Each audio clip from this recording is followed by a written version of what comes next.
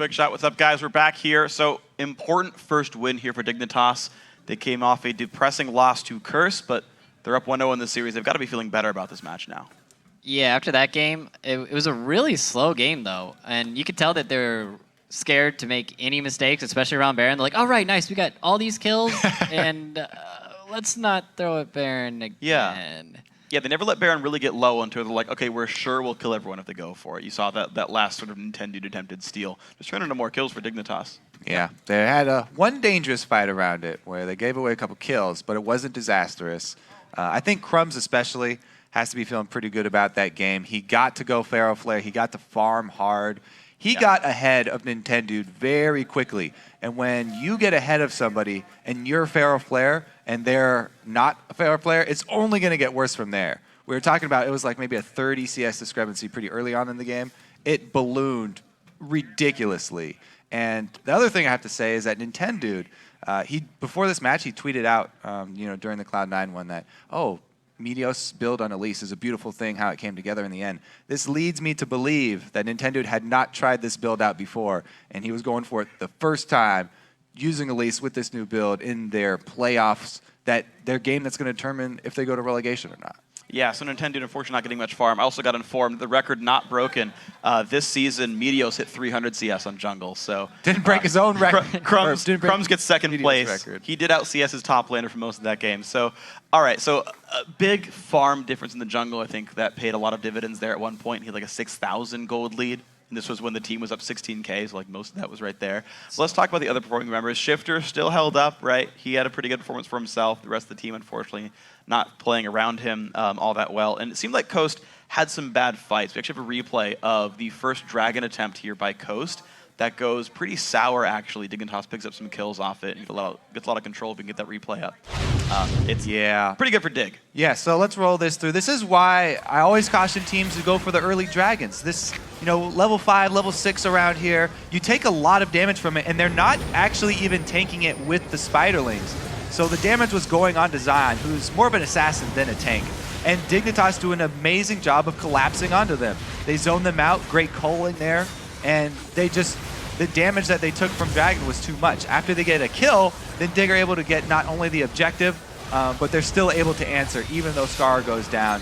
So that's really the beginning of the game. This is where they get their first sort of global gold lead, and that's where Crumbs is like, all right, I'm ahead of Nintendo now, and I'm going to power farm this jungle, because my laners are also doing strong, and there's no looking back. Yeah, after that Dragon fight, it's just, there's the momentum thing. All they had to do, and they had it in the back of their minds, like, we already have the lead. We don't have to really push anything.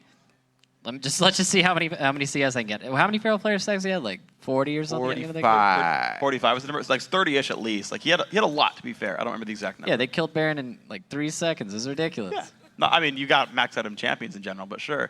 So let's actually move forward and talk about some of the champion selections then, because it was actually Dignitas that banned Nidalee as their third ban. We saw Scara playing Karthus now. He's only been tested on 2 champions so far. I don't know, you also mentioned that there was no Ziggs scene here, and you're kind of surprised by that. Yeah, I saw the Karthus, and everybody knows Shifter has a pretty nasty Ziggs. He had that one game where he was just taking everybody on by himself, and Ziggs is actually a really good pick into Karthus, because Karthus wants to get into your team and hit you with the defile damage. And, but if you have Ziggs, you can't do that. He's just going to keep poking you every time you try to come in, and I think he's a really good counter pick, and they just didn't go for it. So I was kind of weird about that. Yeah, and honestly, like with the Ahri as well, like being the playmaker, it seemed like Coast were looking for a whole bunch of team fights as opposed to actually trying to get some picks. We have another replay, actually. It's a big climactic Baron fight. It's one that actually Dignitas tries to set up there if we can get the replay up, and it's going to be Dignitas getting another gigantic lead, picking up some kills. Yeah, so you know how Dig is around Baron. They're a little scared, and this is right after they had that original team fight. So they are just going to turn off Baron. They don't want to risk finishing it because they're a little scared of Baron. They're just going to pick off Daydreaming and just turn right back onto Baron. And I think, yeah, Shifter ends up missing his Q on this, so he doesn't manage to pick off Scar instantly, which is pretty big, I think, because Scar is able to get, I think, 1 more Q off and get the ultimate damage, which Shifter does a really great job of hourglassing. But you can see Shifter's too scared to go back on Cutie Pie. So you got Wiz Fujin and Nintendo Dex trying to kill Cutie Pie right here, and they just can't bring him down. And I like this move by Cutie Pie where he does the culling here and just snipes him out at max range. Yeah, so Shifter right there, he wanted to go in, but he was so scared. You could see he didn't get close enough to land the charm. He half-heartedly went in. He was like, yeah, I want to help you, Nintendo dude. Not getting that close. And it was just close enough to get himself killed. I think even if he did go in, though, Cutie Pie knew, and we had the calling up still, That's so why I didn't want he to go probably in. would have just instantly popped them. But it's pretty nice play by Cutie Pie. Yeah, so we did a really good job. Pretty much all of Dignitas seemed to step up pretty well. Cruiser got to play his top lane Lee Sin. I think that was a fun thing. He gets to bring it out in the postseason there. So Dignitas, right, feeling a lot better. Skara back in the mold. It seems that they're still playing super passive. Like with this win, you think Dignitas are going to start exerting their presence a bit more? You think if they get ahead, they'll close it out faster? I don't think they need to. I mean, this is a really high-pressure match, and there's a lot on the line.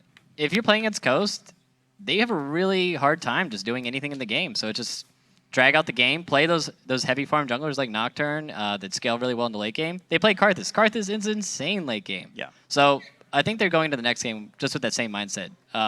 Just slowly whittle them down and just out-farm them. So Dignitas going to play for the late game then? Yeah, it's easy to see where Dignitas' head is at with the champions that they're using for Skara. I mean, as you said, he hasn't been tested on other champions. It's the long-range, CS-heavy champions that he was always known for in Italy. And now Karthus, maybe they target ban Skara now. Yeah, actually, it's a question I want to talk then about is so, yeah, one target banning Scar. I think that could be interesting to see what else is in the pool. The other one is I want to press on this slightly on the idea of like pushing for late game. Because if Coast is, their big strength is actually getting ahead early, do you actually feed into that by picking late game scalers, allowing those plays to be made? Like, can Dignitas get too far behind, or can they just rely on making comebacks?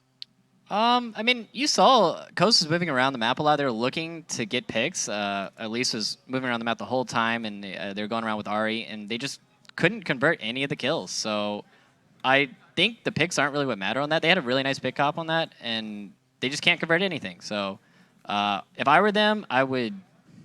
You know that Scar is probably going to pick Karthus if you ban Italy. So you can pigeonhole them into a team comp and play around that. And I think they should look to do that.